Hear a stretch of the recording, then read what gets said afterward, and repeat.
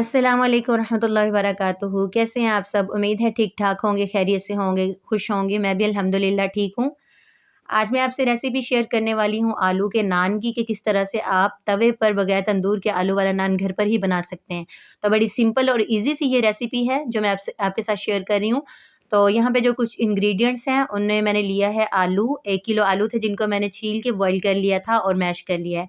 और 1 गुट्टी इसमें डाली है पुदीने की काट के, और थोड़ा-सा मैंने इसमें डाला है धनिया, और ये कुछ ड्राई स्पाइसेस हैं। 1 and half table spoon salt है, 1 टीस्पून लाल मिर्च पाउडर है, और 1 टेबल स्पून चिली फ्लेक्स है, 2 टेबल स्पून चाट मसाला है, और खुश्क धनिया है क्रश किया हुआ 1 टेबल स्पून, और हरी मिर्चें डाली थी 6 से 7। तो इन सारी चीज़ों को अच्छी तरह से मिक्स करके एक अच्छा से इसका बना लिया है मिक्सचर, और बस इसको रख देंगे साइड पे। तो अब हम रेडी कर लेते हैं नान के लिए डो। और डो के लिए यहाँ पे मैंने कुछ चीज़ें ली हैं, ऑयल, मैदा, दही, और दूध, और ईस्ट, और नमक। तो ये वाले 7 कप मैंने नापे हैं मैदे के, और इसके लिए मैंने लिया है 1 टेबलस्पून सॉल्ट, और 1 एंड हाफ टी-स्पून मैंने लिया है इसके लिए इंस्टेंट ईस्ट, और 1 कप दूध है, आधा कप दही है, 6 से 7 टेबलस्पून है ऑयल। और ये सारी चीज़ें रूम टेम्परेचर पे हैं, ठंडी या गर्म नहीं यूज़ करनी। तो ईस्ट और नमक को मैंने डाल दिया है मैदे में, और साथ ही मैंने इसमें डाल दिया है दही, और इसके साथ ही हम इसमें डाल देंगे दूध,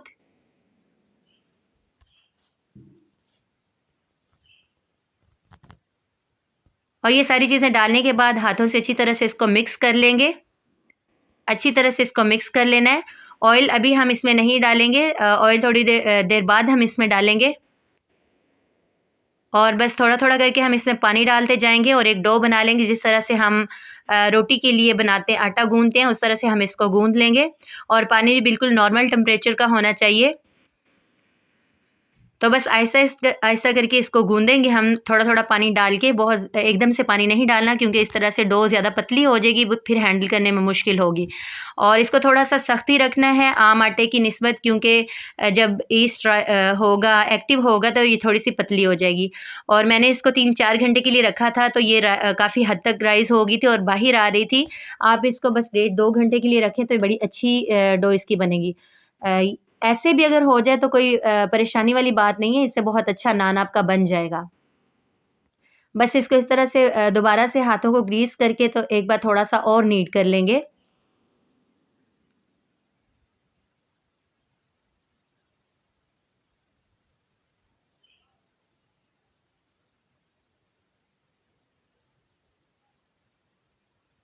और बस ये हमारी डो रेडी है नान के लिए। तो यहाँ पे मैंने ले लिया है गार्निश के लिए कलौंजी और हरा धनिया। थोड़ा-सा मैंने यहाँ पे ऑयल लिया है, और इसमें मैं ये धनिया डाल दूँगी, जिससे नान को हम गार्निश करेंगे। आप कलौंजी की जगह पे तिल भी ले सकते हैं।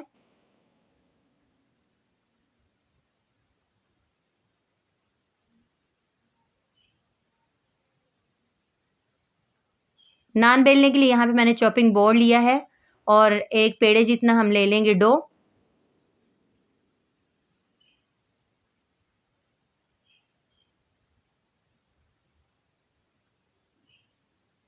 और जिस तरह से हम रोटी को बेलते हैं, तो इसकी छोटी सी हम रोटी बेल लेंगे।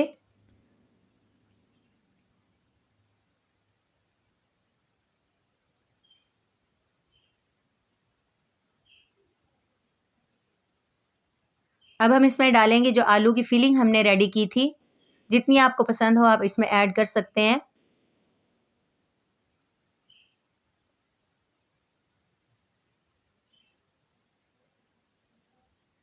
और बस फिर इस तरह से इसको इकट्ठा करते हुए एक पोटली सी बना लेंगे,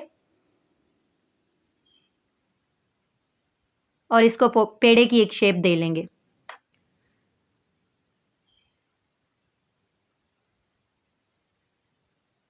थोड़ा सा मैदा डस्ट करेंगे बोर्ड पे, और इसको हल्के हाथों से हम बेलेंगे। बहुत सख्ती से नहीं बेलना, क्योंकि इस तरह से ये नान जो है चिपक जाएगा साथ बोर्ड के साथ। और इसको थोड़ा सा मोटा ही रखना है, बिल्कुल रोटी की तरह बारीक नहीं करना। अब इसके ऊपर लगाएंगे कलौंजी, और ये ऑप्शनल है। لیکن اس سے نان کی لک بڑی پروفیشنل سی اور بہت اچھی آتی ہے۔ تو اس کو ہاتھوں سے ہلکا پریس کر لیں گے اور پھر اس کے اوپر بیلن پھیر دیں گے تاکہ یہ کلونجی اس کے اوپر اچھی طرح سے سٹک ہو جائے۔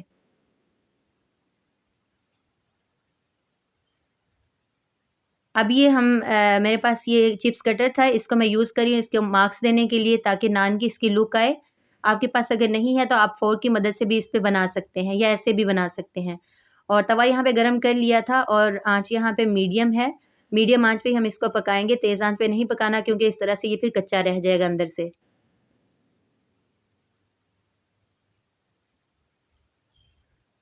3-4 منٹ کے لیے ہم نے ایک سائڈ سے اس کو پکایا، پھر اس کو فلپ کر دیا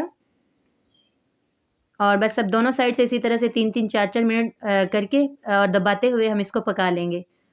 اور لاسٹ میں ہم اس کو دینے کے لیے، نان کی لک دینے کے لیے اس طرح سے سیک لیں گے۔ تو یہ دیکھیں ماشاءاللہ سے کتنا پیارا نان ریڈی ہوا ہے۔ اب اس کو ہم گریس کر لیں گے، جو آئل ہم نے ریڈی کیا تھا ہرا دھنیا ڈال کے۔ آپ کے پاس اگر بٹر ہے تو آپ اس میں یہ ہرا دھنیا ڈال کے تو پھر اسے گریس کیجیے گا، بڑا مزے کا لگتا ہے۔ امید ہے یہ ریسپی آپ کو پسند آئے گی۔ آپ اپنا بہت سارا خیال رکھیے گا، ملتے ہیں انشاءاللہ نیکسٹ ویڈیو میں۔ اللہ حافظ۔